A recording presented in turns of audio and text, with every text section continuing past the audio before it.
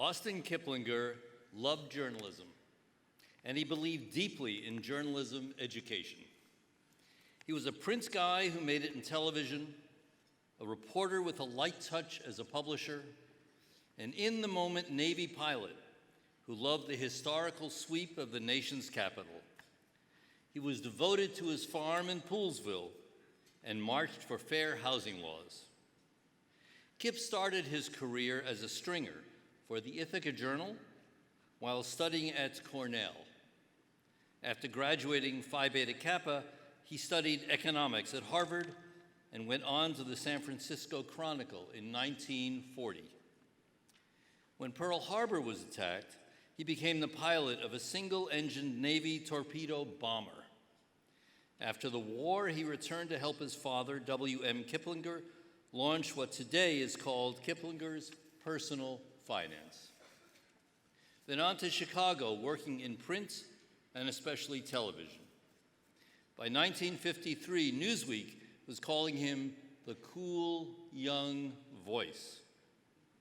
But he returned to Washington and in 1961 succeeded his father as editor-in-chief. His father had been one of the first two journalism students at Ohio State, graduating in 1912. Both of them saw that many of their journalism colleagues had to learn on the job. In 1965, they founded the Washington Journalism Center, designed to bring young journalists in for candid, off-the-record briefings from people who made decisions, like cabinet secretaries and senators and Supreme Court justices. At the time, it was the only non-university-based program devoted to journalism education in the country. Kip founded a journalism fellowship program at Ohio State in honor of his late father. It is still going strong. The Washington Journalism Center and the National Press Foundation joined forces in 1993, combining their complementary strengths in mid-career journalism education. Austin Kiplinger believed deeply in the value of journalism for the benefit of the public, and that is the way he lived his career. Susan Swain, the co-president of C-SPAN, who's with us tonight and was then the NPF chair, proposed giving Kip the chairman's citation at the 2009 dinner. The award honors people whose lifelong achievements do not fall into traditional categories. She broached him with him, and he expressed extreme reluctance, as close as you could get to saying no. She tried it again. The best he would say was that he would consider it. About a month before the dinner, Kip saw me at some meeting. He drew me aside. "Bob," he said, "about that award, I'll accept it, but don't make a big deal about it." Kip received the award at the dinner, and true to his request, we did not make a big deal about it. But we could have. Thank you. Ladies and gentlemen, Knight Kiplinger, Editor-in-Chief at Kiplinger.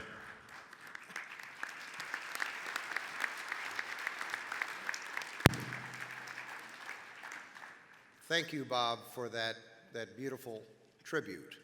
A little longer than my father would have preferred, but a fine tribute nonetheless. At Kiplinger, we're all about brevity, as my colleagues well know. It was a great pleasure for my father for many years to present a major award at this dinner named after his father, who was the true innovator in journalism in the Kiplinger family. My father and I viewed each other as stewards of a great tradition established in 1920 by W.M. Kiplinger. Each year, it is my pleasure to present this award to a giant in our profession, sometimes in print, sometimes in broadcast, sometimes in another medium. This year's honoree fits in the very, very distinguished company of our past awardees. And I want to tell you a little bit about her. One morning in 1973, and that was not yesterday, do the math, a woman arrived at American University for her first day of volunteering at its on-campus radio station, WAMU-FM. She was 37 years old, a high school graduate who had not gone to college. She had worked as a secretary, but was now a full-time homemaker, a wife, and the mother of 2 children. She was just looking for something interesting to do part-time during the day while the kids were at school. Be careful what you wish for. She arrived at a station that was truly tiny in its facilities, its staff, its budget, and yes, its audience. So indeed was the entire NPR network in 1973. She was greeted by the station manager, who told her that the host of the morning talk show had called in sick. You see where this is going. The station manager, Susan Harmon, said she would fill in as host, and she invited the new volunteer that first day to join her in the studio, interviewing the one guest live on the air for 90 minutes.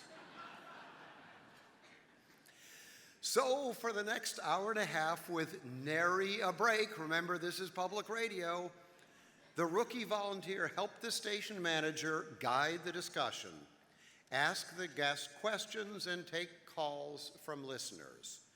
The guest was from the Dairy Council. And talking about the products of the Dairy Council for 90 minutes was great training for the rest of a career. Well, that WAMU morning talk show was oriented towards the interests of stay-at-home women. It was called The Home Show. Talk about a throwback. It would later be broadened in focus and would be renamed Kaleidoscope. That rookie volunteer, yes, that was Diane Rehm.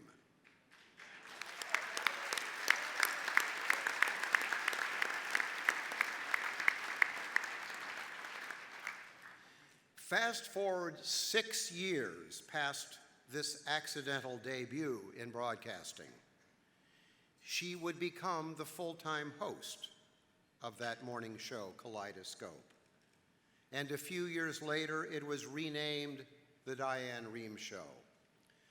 Today, Diane Rehm's 2-hour daily program is syndicated by NPR to almost 200 stations across the United States, and available globally through internet streaming and Sirius XM.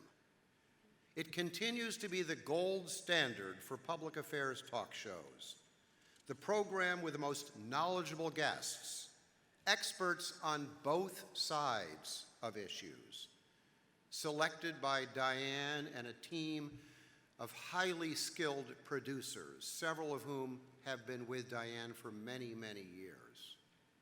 In the media world today that is increasingly contentious, indeed coarse, Diane Rehm is a champion of civil discourse. Her questioning is courteous but direct. She never shies away from asking the tough question, but she always shows respect for her guest and her callers, even those whose opinions probably don't mesh with her own. Over the years, she has interviewed Jimmy Carter and Dick Cheney, Bill Clinton and John McCain. In this politics-obsessed town, she makes sure our diet is balanced with fascinating figures from the arts and letters and popular culture. So Diane has treated us to Maya Angelou and Salman Rushdie, Audrey Hepburn, and Arlo Guthrie. And one of her favorite guests of all time, Mr. Rogers.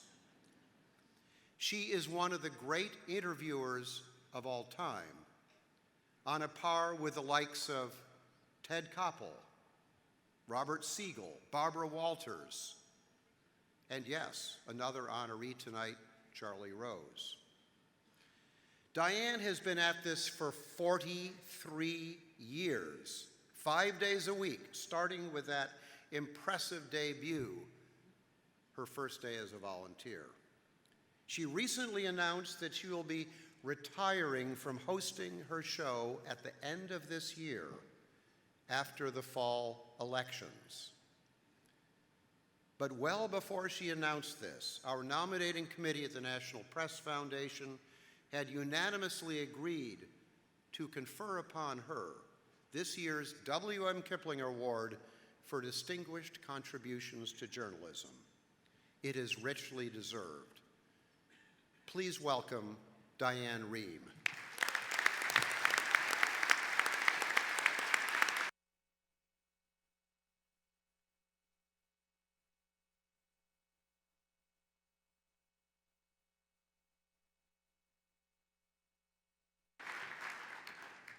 Knight Kiplinger, I don't think your dad would have approved of the length of that introduction. But thank you so very much for those kind words, and my thanks to the National Press Foundation for this glorious award. I am so indebted to WAMU, to NPR, and to you, the listeners to public radio, who have understood that not all voices on radio must be perfect.